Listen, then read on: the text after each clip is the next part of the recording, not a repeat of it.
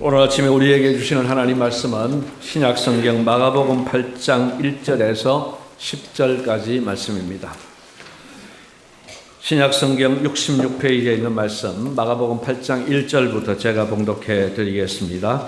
그 무렵에 또 큰 무리가 있어 먹을 것이 없는지라 예수께서 제자들을 불러 이르시되 내가 무리를 불쌍히 여기노라. 그들이 나와 함께 있은지 이미 사흘이 지났으나 먹을 것이 없도다.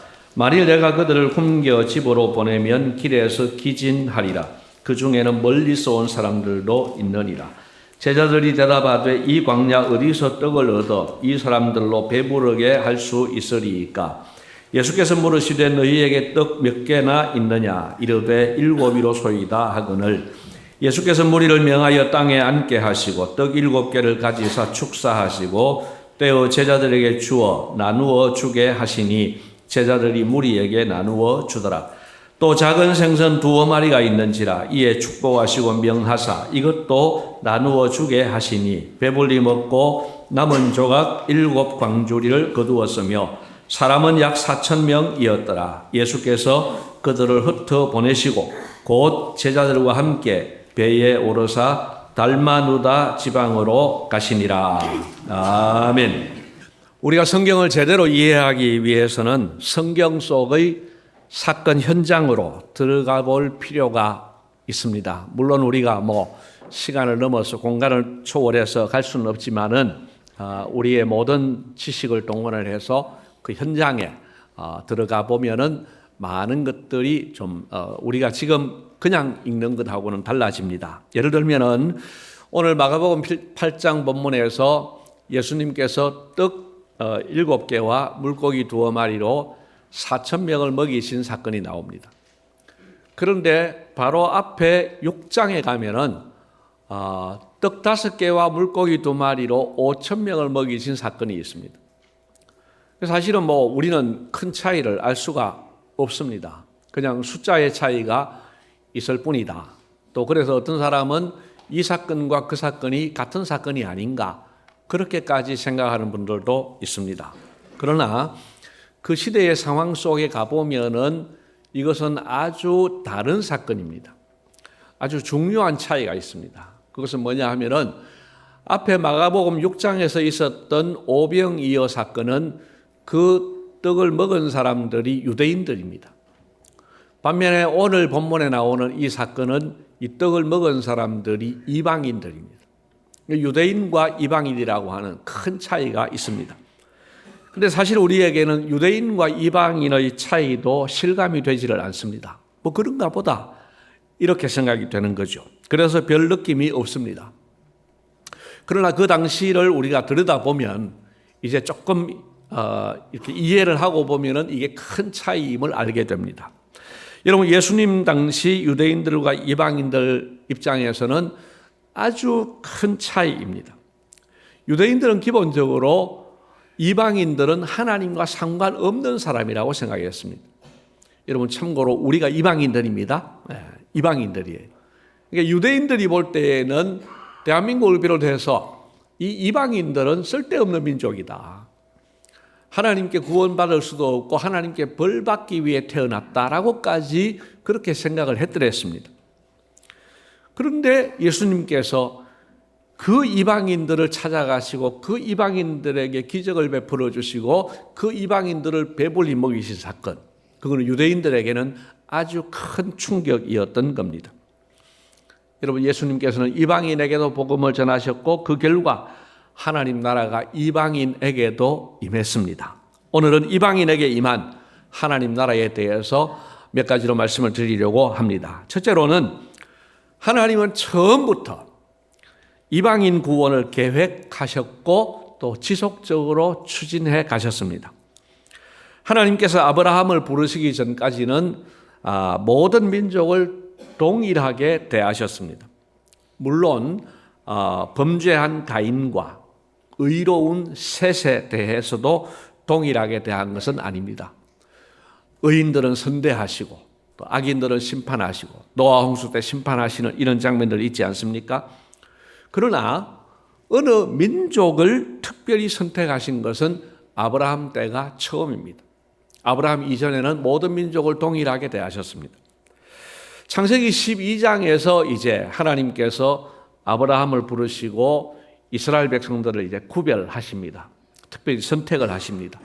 그래서 창세기 12장 2절에서 3절 본문은 아주 중요한 본문입니다. 우리 같이 한번 읽어보도록 하겠습니다. 창세기 12장 2절입니다. 내가 너로 큰 민족을 이루고 내게 복을 주어 내 이름을 창대하게 하리니 너는 복이 될지라. 너를 축복하는 자에게는 내가 복을 내리고 땅의 모든 족속이 너로 말미암아 복을 얻을 것이니라 하신지라. 아멘. 여러분, 아브라함과 그 후손들, 즉 이스라엘 백성들에게는 하나님께서 특별한 복을 약속하셨습니다. 여러분, 생각해 보십시오. 우리가 아브라함이라고 생각해 보시고 아브라함의 후손이라고 생각해 보십시오. 하나님 이런 말씀하십니다. 너의 후손들, 너를 잘 대하는 사람, 선대하는 사람에게는 내가 복을 줄게. 너를 저주하는 사람, 너한테 까칠하게 대하는 사람에게는 내가 저주를 할게.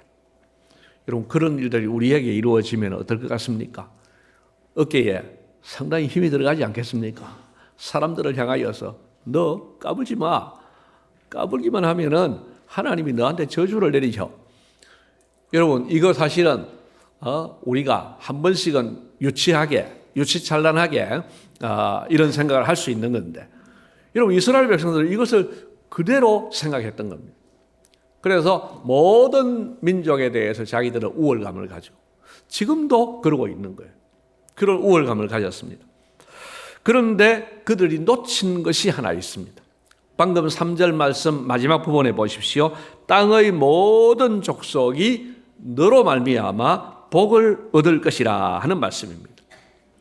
여러분, 잘 들으십시오. 하나님께서는 이스라엘 백성들을 선택하셨지만 다른 민족을 버리지 않으셨습니다. 그런데 이스라엘 백성들은 하나님이 자기들을 선택하셨고 다른 민족은 버리셨다고 그렇게 하나님의 뜻을 왜곡한 겁니다. 여러분, 하나님께서는 이스라엘 백성들을 전략적으로 선택하셨습니다. 왜요? 이 이스라엘 백성들을 선택해서 이 백성들이 하나님 말씀대로 살고 하나님께 복받는 모습을 통해서 다른 모든 민족들이 도전을 받고, 우리도 저 이스라엘 백성들을 보니까 하나님 잘 섬겨야 되겠구나. 그래서 다른 민족들도 다 구원에 이르를 수 있도록, 그것이 하나님의 전략이었습니다. 최종 목적지는 세상 모든 민족이었던 겁니다. 여러분, 우리가 즐겨 부르는 복음송에도 이 가사가 정확하게 나타나 있습니다. 세상 모든 민족이 구원을 얻기까지 쉬지 않으시는 하나님입니다. 여러분, 하나님은 우리 모든 민족이 구원을 얻기까지 쉬지 않으시는 하나님이십니다. 하나님은 그런 뜻을 가진 거예요. 그러나 이스라엘 백성들은 하나님의 뜻을 잘못 이해했거나 혹은 의도적으로 왜곡했습니다. 그들은 이방인들에게는 구원이 없다고 생각하고 이방인들과는 밥도 먹을 수 없고 이방인들 집에 들어가는 것은 꿈도 꾸지 않았습니다. 그러니까 하나님의 뜻에 대해서 심각한 수준으로 오해 내지는 왜곡을 한 것입니다. 사실 하나님께서는 아브라함에게뿐만 아니라 선지자들을 통해서도 이방인 구원을 약속하셨습니다. 그 중에 성경 한 구절만 확인해 보겠습니다. 이사야 선지자에게 주신 말씀, 이사야 49장 6절 말씀을 같이 한번 읽겠습니다. 그가 이르시되 내가 나의 종이 되어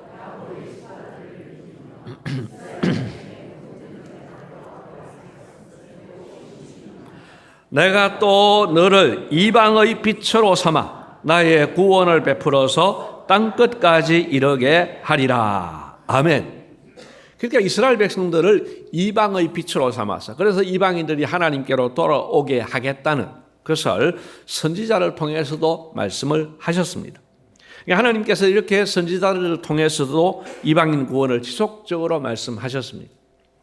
우리가 잘 아는 요나가 니느웨 백성들에게 보냄을 받은 것, 그래서 요나를 통해 니느웨 백성들을 구원하신 것도 같은 맥락입니다.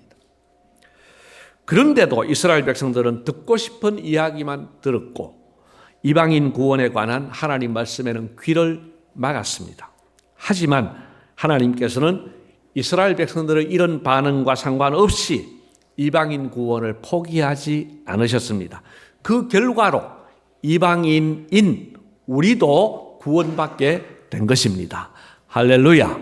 여러분, 하나님께서 끝까지 이 지구의 이 끝에 해당되는 우리에게까지 오셔서 우리에게 구원을 베풀어 주셨습니다. 둘째로 예수님은 직접 이방인을 찾아가셨고 그 결과 이방인에게도 하나님 나라가 임했습니다.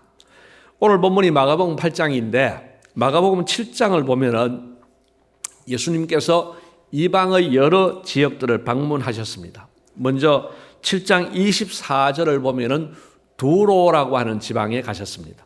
그 두로는 이스라엘 나라의 북쪽에 위치한 해안가인데 제가 오래전에 그 성지순례 갔을 때 이 도시를 방문한 적이 있습니다. 아주 아름다운 해양 도시였는데 성지순례 갔던 그 도시 이름이 여기 나타나면 아주 개인적으로 반가운 거죠. 어쨌든 2000년 전 이스라엘 백성들에게는 그 두로는 이방 도시였습니다. 근데 예수님은 거기를 찾아가셨고 거기서 어떤 여인의 귀신 들린 딸에게서 귀신을 내쫓아 주셨습니다. 또 31절로 가보면요, 여러 지역이 나옵니다. 두로 지방에서 떠나서 이제 시돈을 지나고 데가볼리 지방을 통과하여 갈릴리 호수에 이르시매. 지역을 여러분들은 다 기억하실 필요는 없지만 하나는 분명합니다. 이 지역들이 이방인 지역이라는 겁니다. 거기서도 귀먹고 말 더듬은 자를 고쳐 주셨습니다. 그리고 오늘 8장 본문에서 떡 7개와 생선 2마리로 4,000명을 배불리 먹이셨습니다. 여러분, 여기서 핵심이 뭐냐 하면은 이런 기적의 수혜자가 이방인이었다는 사실입니다. 사실 오늘 우리에게는 이방인과 유대인의 차이가 실감나지를 않습니다. 그래서 여러분이 조금이나마 실감하는 데 도움이 되기 위해서 예를 하나 들어보려고 합니다. 오늘 우리는 이런 모습으로 예배를 드리는 것이 전혀 이상하지 않습니다. 1년 전에도 그랬고 지난주에도 그렇고 오늘도 이런 예배를 드리고 있기 때문에 그렇습니다. 그런데 여러분, 100년 전에 이 땅에 살았던 우리의 할아버지 할머니들이 지금 타임머신을 타고 여기 와서 우리가 예배 드리는 모습을 보면은요, 그분들은 기절초풍합니다. 그들은 뒤로 넘어갑니다. 왜 그런지 아세요? 하나는 남자 여자가 섞여서 예배 드리는 거예요. 남자 여자가 5대 남자와 여자가 섞여서 예배 드리는. 초창기 우리 그 교회 구조가 말이죠. 건물이 기역자 교회예요. 기역자 교회. 이 기역자 교회는 이 가운데 여기는 이제 목사가 서서 예배 인도를 하는데 한쪽에는 남자반을 위한 건물, 한쪽에는 여자반을 위한 건물. 이렇게 해서 남자와 여자는 서로 같은 자리에 있을 수 없는, 그래서 딱 구분해가지고 드렸고, 그 다음에 세월이 좀 지나니까 가운데 커튼을 막아가지고 커튼을 쳐서 한쪽에는 남자, 한쪽에는 여자. 아마 여기 계신 분들, 저보다 나이가 조금 더 되신 분들은 그렇게 커튼을 안 쳐놓아도 남반, 여반 구분했던 건 아마 기억하실걸요? 예. 고개를 끄덕이시는 몇 분 계세요? 예. 남자반, 여자반. 그런데 오늘은 이렇게 딱 섞여서 예배 드리잖아요. 100년 전에 우리 어른들이 보면 기절초풍한다니까요. 또 하나는 뭐에 대해서 기절초풍하느냐? 양반과 쌍놈이 지금 같이 예배를 드리는 거예요. 오해하지 마십시오. 저는 누가 양반 집안인지 누가 쌍놈 집안인지 모릅니다. 모르는데 분명한 거는 우리가 다 양반 출신은 아닐 거라고, 또 다 쌍놈 출신은 아닐 거라고요. 그러면은 우리 가운데 양반 쌍놈이 있는 거예요. 양반 쌍놈이 같이 예배 드리는 거, 이거 용납이 안 되는 거예요. 양반들 입장에서. 실제로 선교사들이 복음을 전해서 양반들이 교회에 나왔습니다. 예배를 드리고 있습니다. 근데 쌍놈이 교회로 오는 거예요. 더 나아가서 천민들도 교회로 오는 거예요. 그러니까 선교사에게 항의를 합니다. 하면서 이 사람들은 내보내야 된다고, 우리 같이 예배 드릴 수 없다고. 선교사님이 아니라고, 이 사람들도 똑같이 구원받아야 된다고. 그러니까 양반들이 데모를 일으켜가지고 교회를 분리를 시키고, 이런 일들이 불과 100년 전에 우리나라에서 있었던 일입니다. 여러분, 이걸 생각을 해보면 2000년 전에 양반 상놈보다도 훨씬 더 큰 차이로 생각하는 이 유대인들과 이방인들은 정말 큰 차이라는 겁니다.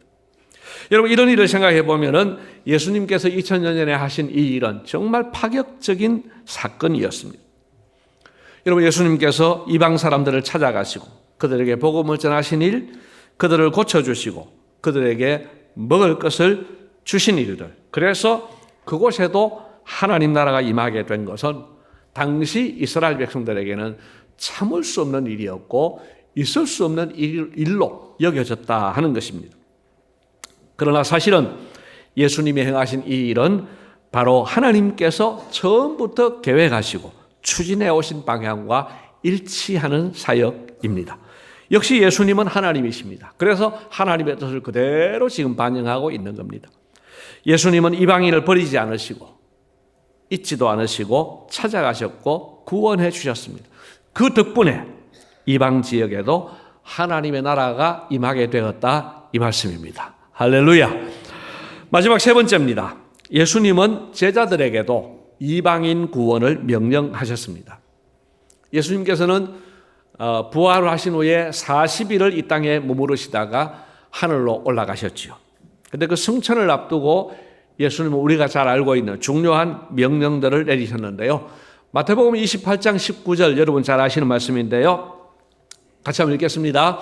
그러므로 너희는 가서 모든 민족을 제자로 삼아. 네, 보십시오. 모든 민족을 제자로 삼아. 그 이방인들이 포함된 모든 이방인들에게도 그들도 제자로 삼아 하는 거죠. 또 잘 아시는 말씀 사도행전 1장 8절입니다. 같이 한번 읽겠습니다. 사도행전 1장 8절. 오직 성령이 너희에게 임하시면 너희가 권능을 받고 예루살렘과 온 유대와 사마리아와 땅 끝까지 이르러 내 증인이 되리라 하시니라. 자, 이대로 두 보십시오. 예루살렘과 온 유대는 자기들과 지금 별 차이가 없는 유대인들입니다. 근데 사마리아는 입장이 달라집니다. 그들은 다른 나라와 혼혈된 사람들입니다. 혼혈됐다고 해서 아주 무시하던, 유대인들이 아주 경멸하던 그런 사람들입니다. 근데 거기 가서 복음을 전해라. 그리고 땅 끝은 우리가 지금까지 살펴본 것처럼 이방인 모든 민족에 해당됩니다. 이렇게 예수님 명령하신 거예요. 자, 시대순으로 정리를 해봅시다.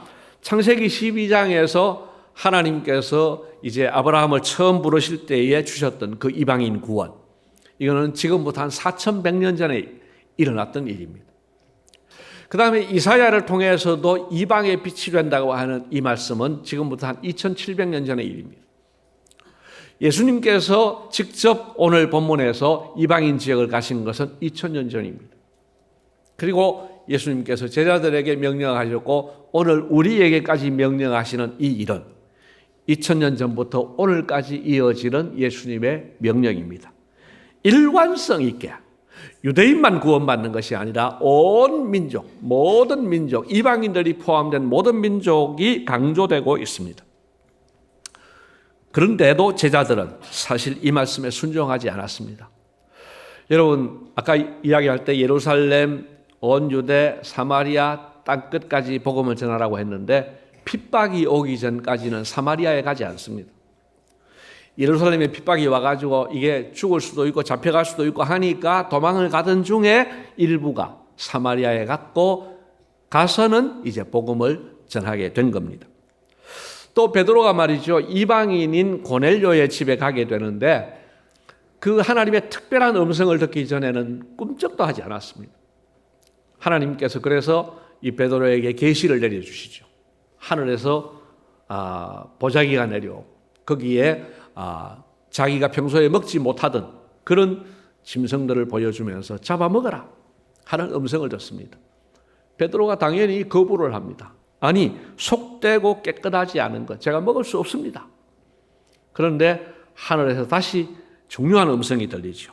하나님께서 깨끗하게 하신 것을 내가 속되다 하지 말라. 여러분, 이 말씀은 정말 우리가 새겨들어야 될 말씀입니다. 오늘 우리가 가지고 있는 많은 어떤 룰들 가운데 하나님이 정말 원하셨을까? 하나님이 제한하지 않은 것을 우리가 제한할 수 있습니다. 이런 부분들은 아주 고민해야 될 부분입니다. 어쨌든 베드로가 이게 무슨 뜻일까 생각하고 있는데 손님이 찾아왔습니다. 이때 결정적으로 성령님께서 말씀해 주십니다. 사도행전 10장 19절 마지막에 보니까 두 사람이 너를 찾으니, 그 다음에 20절 말씀은 같이 읽겠습니다. 일어나 내려가 의심하지 말고 함께 가라. 내가 그들을 보내었느니라 하시니. 성령님께서 분명하게 말씀을 해 주십니다. 그래서 비로소 베드로가 이방인의 집으로 찾아갑니다. 갔더니만은 이게 뜻밖으로 사람들이 막 하나님의 은혜를 사모하고 있는 거예요. 그리고 가서 복음을 전했더니만은 회개의 역사가 일어나고 성령이 충만하게 임했습니다. 베드로가 놀랐습니다. 이때 같이 갔던 유대인들의 반응이 재미있습니다. 여러분 사도행전 10장 45절 말씀입니다. 같이 한번 읽겠습니다. 이는 방언을 말하며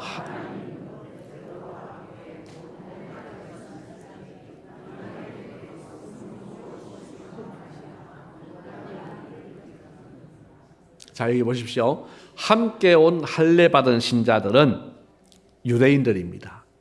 이스라엘 백성들입니다. 근데 그들이 뭐라고 합니까? 이방인들에게도, 여러분, 또가 중요합니다.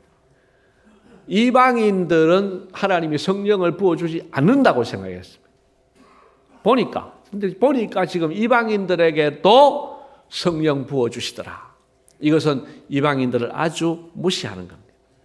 아주 멸시하는 겁니다.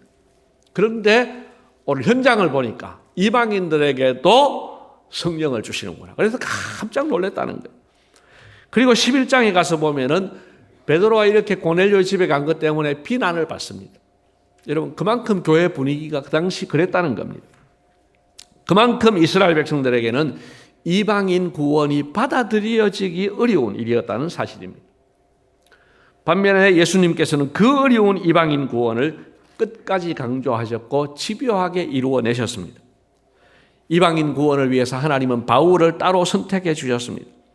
그리고 그 바울을 비롯해서 예수님 말씀에 순종한 사람들이 목숨 바쳐 복음을 전했고 그 덕분에 이방인인 우리도 구원을 받게 된 것입니다. 그 덕분에 이방인인 우리 대한민국 땅에 이렇게 하나님 나라가 임하게 된 줄로 믿습니다. 그래서 오늘 예수님께서 이방인을 배불리 먹이신 이 사건은 남의 이야기가 아니고 우리의 이야기이며 나의 일이다, 이 말씀입니다.